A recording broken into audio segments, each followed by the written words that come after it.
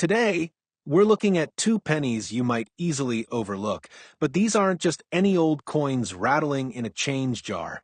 These are specific U.S. 1-cent coins from 1961 and 1962, and if you're an experienced collector or someone who's been holding on to old coins, you'll want to pay close attention. These coins, under the right conditions, can command impressive prices at auction. Not because of their age alone, but because of rare varieties minting errors and the fascinating stories they carry. Let's begin with the 1961 U.S. penny, a coin many people have held in their hands, but few have taken the time to examine closely. On the surface, it's just another Lincoln cent made of copper and weighing 3.11 grams, featuring the familiar portrait of President Lincoln on the obverse. But the true story of the 1961 penny is layered, stretching back to a time when the U.S. Mint was pushing out billions of coins, yet some rare anomalies slipped through the cracks. The 1961 penny was struck during a period of high demand for small change in the U.S., and most of these coins came out of the Philadelphia and Denver mints. Philadelphia's coins have no mint mark, while Denver's carry the D mark. By sheer mintage numbers, these coins aren't scarce. Over 750 million were made in Philadelphia and more than 1.7 billion in Denver. But what separates the valuable ones from the ordinary pocket change are the errors and the pristine, untouched conditions that only a tiny fraction survived in. One of the most sought-after varieties from 1961 is the double die obverse. This error happens when the coins die. The engraved stamp used to press the image into the blank has a misaligned or doubled impression. As a result, details like the date, the letters Liberty, or In God We Trust appear doubled under magnification. Collectors hunt these coins relentlessly because they're a striking example of minting mistakes that escape quality control, and they carry a mystique. Only a small number are known to exist, and new examples still surface occasionally. Now let's talk value. A regular circulated 1961 penny, even in decent shape, won't fetch more than face value or a few cents at best, largely because copper prices set a natural cap. But if you have a 1961 double die in uncirculated condition, especially graded MS-65 or higher, you're looking at hundreds or even thousands of dollars. Auction records show examples selling for over $3,000 when the doubling is bold and the coin surfaces are clean and sharply struck. Even lesser condition specimens can bring in several $100s if the doubling is prominent. And here's an interesting twist. Another prized error is the 1961 D-repunched mint mark, often called RPM. Back in the day, mint marks were hand-punched onto dies, and sometimes the mint worker didn't get it right on the first try. You can spot an RPM by looking closely at the D under magnification. It might show an extra curve or shadow from where it was punched twice.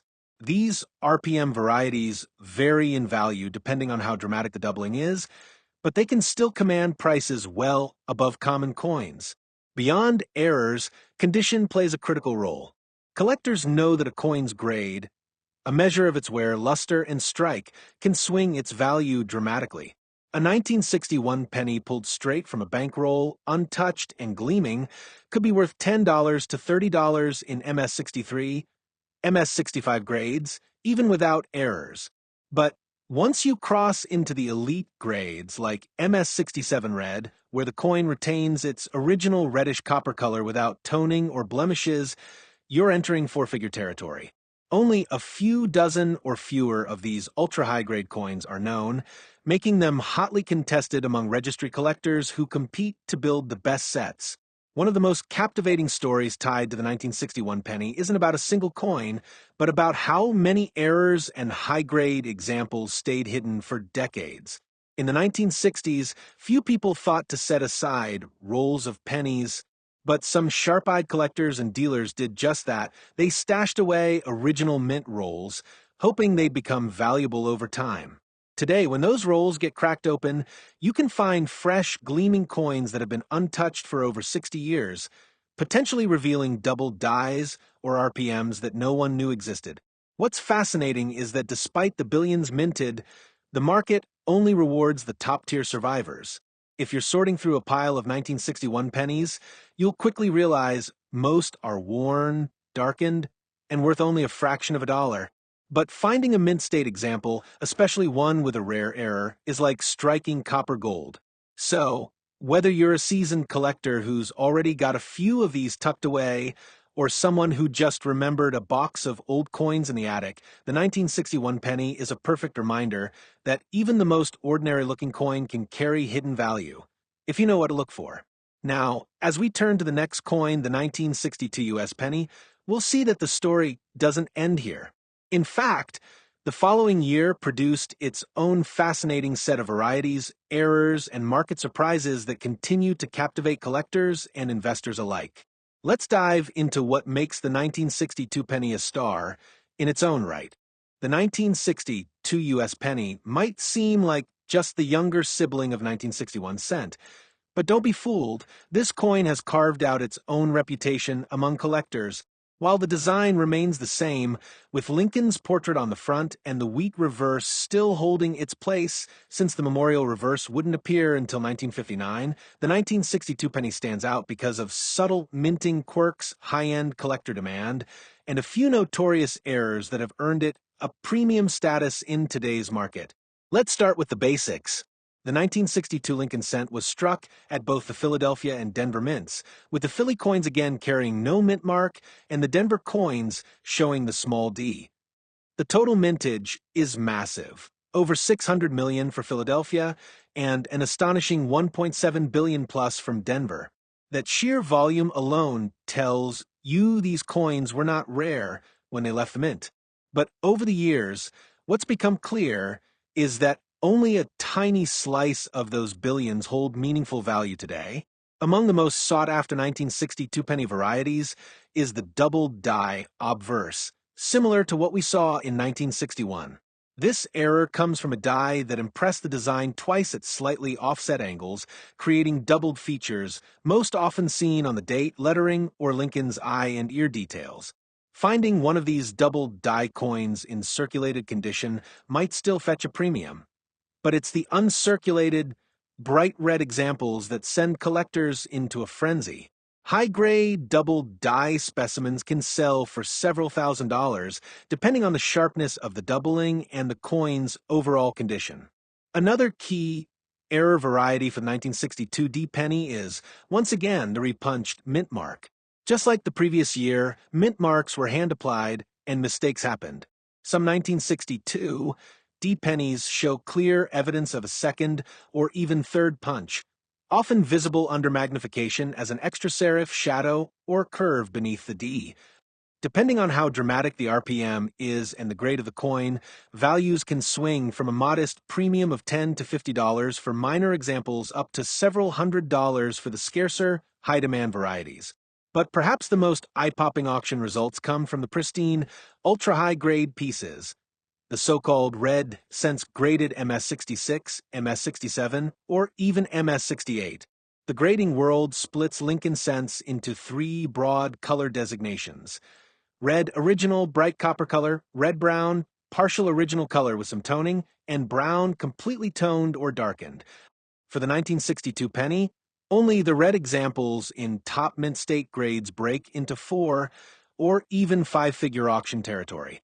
One MS67 red 1962 penny, for instance, sold for over $4,000 at auction, not because of an error but purely because of its immaculate surfaces and eye-popping luster, the kind of quality that registry collectors obsess over to complete the highest-ranked sets. Beyond the market value, the 1962 penny carries some fascinating stories tied to hoards and discoveries.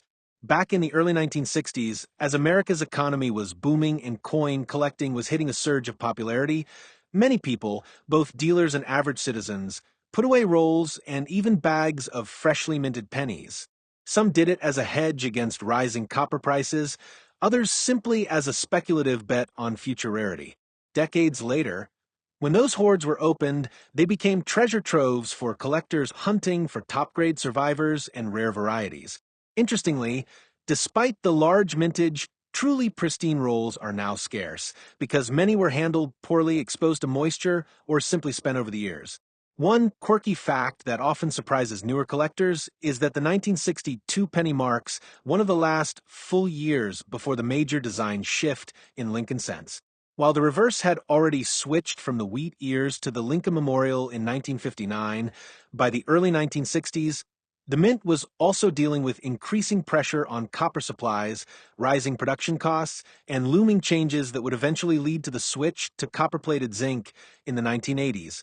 So, in a way, the 1962 copper Lincoln cent represents the tail end of an era when U.S. pennies were still made from 95% copper, a detail that gives it added historical resonance for metal content purists. Condition again makes all the difference. A circulated 1962 penny, even with a minor error, probably won't make you rich. Typically, you're looking at maybe a few cents to a couple of dollars, depending on the demand for the variety. But if you have a crisp, uncirculated coin with original luster, especially one certified by a major grading service, the market value jumps sharply. Mint State 65 red examples routinely sell for $20 to $50, but MS 66 and above can quickly climb to several hundred or even thousands, especially if they're among the finest known. What's really captivating is how much passion the 1962 penny inspires among specialists. There are entire communities and online forums where collectors swap photos of tiny die markers, compare RPM varieties, and debate subtle strike differences between Philadelphia and Denver issues. For many, it's not just about the money. It's the thrill of the hunt, the satisfaction of uncovering a rare variety hidden in plain sight, and the joy of owning a perfect piece of minting history. And let's not overlook the role of auction houses and major sales in setting the market tone. In recent years, top-tier 1962 pennies have appeared in headline auctions, grabbing attention alongside far older or flashier coins. While they may not have the century-spanning history of, say, a 1793 chain cent, these early 60s Lincolns are cementing their place in the high-end, modern coin market, thanks largely to their rarity in pristine condition and the persistent enthusiasm of advanced collectors.